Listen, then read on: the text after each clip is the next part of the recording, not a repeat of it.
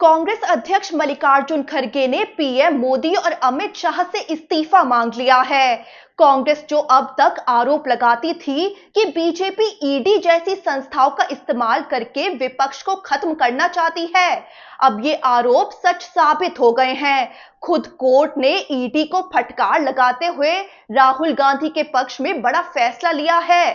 Court के फैसले के बाद कांग्रेस ने तो जगह जगह पीएम मोदी के पुतले फूंक कर मोदी सरकार की बुरी नीयत के पर्दाफाश का दावा किया है। दरअसल नेशनल हेराल्ड केस में सोनिया गांधी और राहुल गांधी को फर्जी तरीके से फंसाने की कोशिश बेनकाब हो गई है। अब पहले आपको कांग्रेस का वो ट्वीट बताते हैं जो कोर्ट के फैसले के बाद किया गया, फिर आपको समझाते हैं कि कोर्ट ने ईडी को क्या फटकार लगाई है। मल्लिकार्जुन खड़गे ने अब प्रेस कॉन्फ्रेंस करके पीएम मोदी और अमित शाह का इस्तीफा क्यों मांग लिया है। तो कांग्रेस ने ट्वीट करते हुए लिखा कि सत्य की जीत हुई है। मोदी सरकार की बदनीयत और गैर कानूनी तरीके से की गई कार्रवाई पूरी तरह से बेनकाब हो गई है। आगे लिखा कि माननीय अदालत ने यंग इंडियन मामले में कांग्रेस नेतृत्व श्रीमती सोनिया गांधी जी और श्री राहुल गांधी जी के खिलाफ ईडी की कार्रवाई को अवैध और दुर्भावना से ग्रसित पाया है। आगे लिखा कि अदालत ने फैसला दिया है कि ईडी का मामला क्षेत्राधिकार से बाहर है, उसके पास कोई एफआईआर नहीं है, जिसके बिना कोई मामला ही नहीं बनता है। ट्वीट में आगे लिखा कि मोदी सरकार द्वारा पिछले एक दशक से मुख्य विपक्षी दल के खिलाफ राजनीतिक प्रतिशोध और बदले की भावना से की जा रही ये कार्रवाई आज पूरे देश के सामने बेनकाब हो गई है। दरअसल नेशनल हेराल्ड से जुड़े मनी लॉन्ड्रिंग के मामले में राउस एवेन्यू कोर्ट ने ईडी की तरफ से दाखिल चार्जशीट को संज्ञान में लेने से साफ इनकार कर दिया है। इस मामले में गांधी परिवार पर एसोसिएटेड जर्नल्स लिमिटेड की करीब 2000 करोड़ रुपए की संपत्तियां गलत तरीके से हड़पने का आरोप लगाया गया था। ईडी ने अपनी चार्जशीट में सोनिया गांधी, राहुल गांधी, सैम पित्रोदा, सुमन दुबे, सुनील भंडारी, यंग इंडियन और डोटेक्स मर्चेंडाइज प्राइवेट लिमिटेड को नामजद किया था। दिल्ली की राउस एवेन्यू कोर्ट ने साफ कह दिया है कि चार्जशीट का सवाल ही पैदा नहीं होता है। ईडी चाहे तो जांच जारी रख सकती है, लेकिन चार्जशीट का कोई मतलब नहीं बनता। कांग्रेस शुरू से ही इस कार्रवाई को राजनीतिक बदले की भावना से प्रेरित बता रही थी, जबकि ईडी इसे गंभीर आर्थिक अपराध करार देती रही। अब राउस एवेन्यू कोर्ट के स्पेशल जज विशाल गोगने ने साफ कर दिया है कि ईडी की शिकायत पर संज्ञान नहीं लिया जा सकता, क्योंकि ये मामला किसी एफआईआर पर आधारित नहीं है, बल्कि सुब्रमण्यम स्वामी की तरफ से दायर एक निजी शिकायत और मजिस्ट्रेट के समन आदेशों पर आधारित है। अदालत ने हैरानी जताते हुए कहा कि सीबीआई ने अब तक कोई प्रेडिकेट अपराध दर्ज ही नहीं किया है।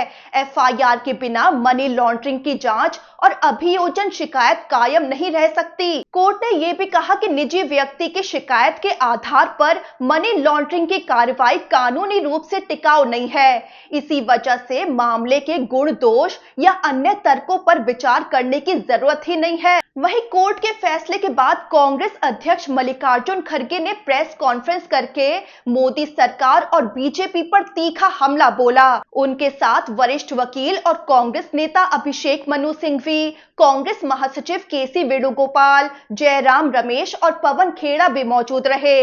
खड़गे ने नेशनल हेराल्ड केस को फर्जी बताते हुए कहा कि ये अखबार 1938 में स्वतंत्रता सेनानियों द्वारा शुरू किया गया था, लेकिन बीजेपी सरकार ने इसे मनी लॉन्ड्रिंग से जोड़कर बदनाम करने की कोशिश की। खड़गे ने आरोप लगाया कि मोदी सरकार राजनीतिक फायदे के लिए ईडी का इस्तेमाल करती रही है और विरोधियों को डराकर सरकार बनाई गई। उन्होंने कहा कि कोर्ट का फैसला सरकार के मुंह पर तमाचा है और इस फैसले के बाद प्रधानमंत्री मोदी और गृह मंत्री अमित शाह को इस्तीफा दे देना चाहिए। वहीं वरिष्ठ वकील अभिषेक मनु सिंघवी ने इस पूरे मामले को द्वेष से प्रेरित बताया और कहा कि सत्ता के दबाव में संवैधानिक संस्थाओं का दुरुपयोग किया गया।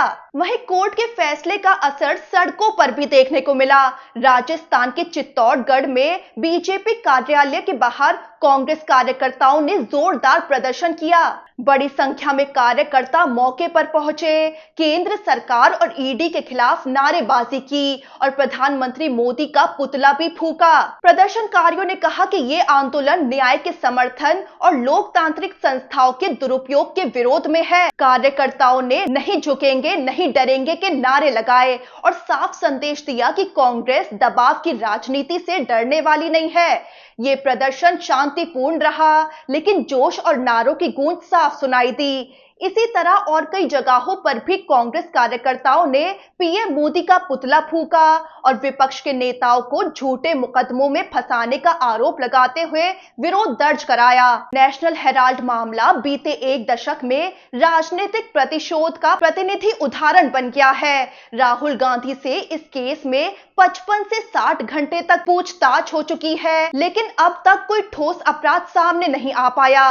कोर्ट के फैसले ने न सिर्फ ईडी की भूमिका पर सवाल खड़े किए, बल्कि मोदी सरकार पर साजिश रचने की बहस छेड़ दी है। अब कोर्ट से राहत मिलने के बाद कांग्रेस आक्रामक मोड में है।